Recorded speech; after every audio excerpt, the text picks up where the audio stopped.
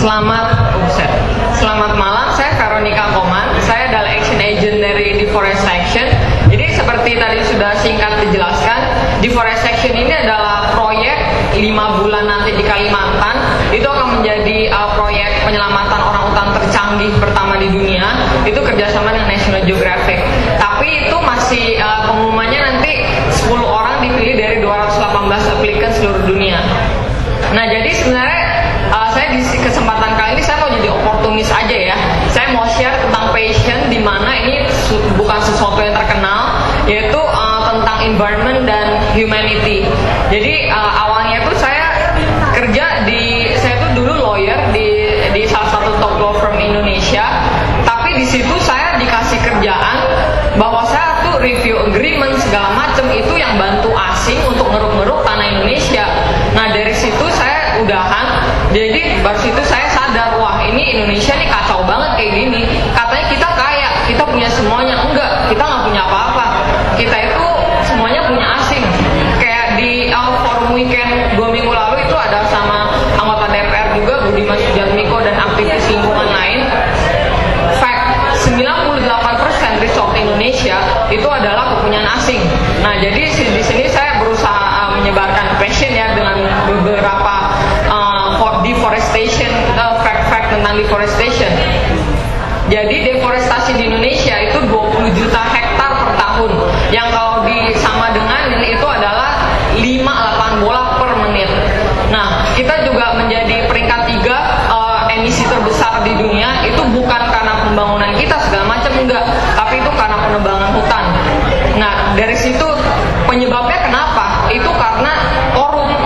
Basicnya banget itu korup, bukan usaha atau apa. Saya dulu kerja di law firm itu, saya tahu ada chartnya illegal logging. Jadi pembabatan hutan itu illegal logging itu menempati 2/3 dari total illegal logging. Nah, dari situ itu akar permasalahannya. Dan kebijakan pemerintahan kita itu yang sangat commercial oriented. Nggak usah jauh-jauh ngeliat undang-undang hutan atau apa. Kalau dilihat konstitusi kita, hukum bumi dan kekayaan alam dimanfaatkan sebesar-besarnya untuk rakyat enggak, itu buat asing semua. Nah, kemudian jadi dari situ kayak mulailah gitu, kita anak muda tuh memang cenderung kayak, oh kita tahu tapi kita diem aja, udah tahu tapi diem aja, kok nggak banyak ngomong doang tapi nggak langsung action gitu.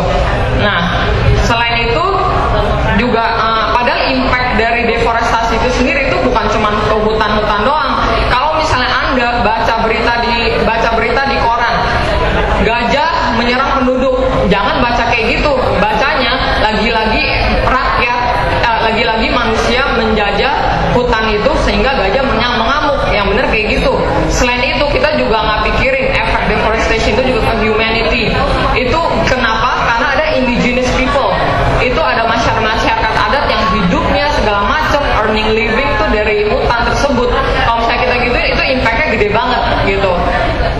Nah, kemudian apa yang bisa kita lakukan itu adalah mungkin untuk yang punya kantor-kantor nih, sebisa mungkin form atau apa itu by email aja gitu, soft copy, jangan di print. Kalau misalnya harus di print pun ya udahlah, itu dibolak-balik aja. Juga kalau misalnya boykot gitu ternyata terlalu ekstrim gitu ya. Kalau misalnya boykot produk-produk tertentu gitu, jadi mendingan demand-nya aja. Dengan kita nggak demand kan nggak ada supply ya, dari situ. Kemudian selain itu saya juga sekarang sedang menyusun aksi. Sekarang sih saya lagi berusaha mau mengajukan pemerintah eco-labeling on palm oil, karena palm oil itu yang sebenarnya akar masalah sekali ya. Jadi hutan-hutan kita tuh dibabat kemudian diganti dengan palm oil, dengan palms yang dia kurang menyerap oksigen gitu. Jadi saya sedang menunjukkan berusaha ngajuin itu. Kemudian saya juga sekarang sedang menyusun solidaritas untuk Kulon Progo. Kira-kira ini kita pada aware nggak sih tuh ada Kulon Progo itu masyarakatnya sedang terancam, petani-petaninya. Nah, sekarang saya sedang susun itu bersama aktivis di Jogja dan juga aktivis yang di Jakarta. Saya lagi susun itu. Jadi ntar kalau misalnya pada akhir presentasi ini, kalau misalnya ada yang niat, tolong samperin saya. Ini kayak gimana? You really feel like you're walking alone gitu. Kalau misalnya kayak ini bukan tema internasional, ini sangat tema grassroots. Ini grassroots gitu, kayak benar-benar lokal, down to earth sekali. Jadi karena sedangkan di sini kayak teman-teman tuh keren semua gitu ya. Jadi saya sangat mohon nanti kita bantulah sama-sama saudara-saudara kita di Kulon Progo tersebut. Wah, kirain bakal lama, ternyata kecepatan. Udah bingung nih, saya nanya deh kalau gitu.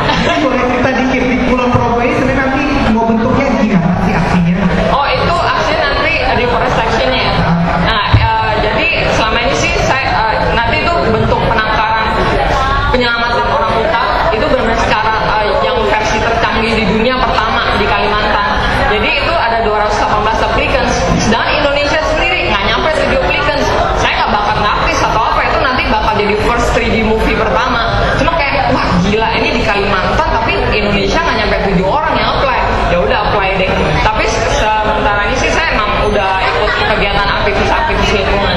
Oke, jadi kalau di Kalimantan memang tadi fokusnya untuk orang hutan, kalau Kulon Progo fokusnya pada pemberdayaan. Sebenarnya yang kayak tadi saya bilang, saya mau oportunis di sini. Iya, oportunis. Kalau nggak jujur nih, jujur loh Mbak. Passionnya itu memang environment sama humanity karena itu saling terkait gitu.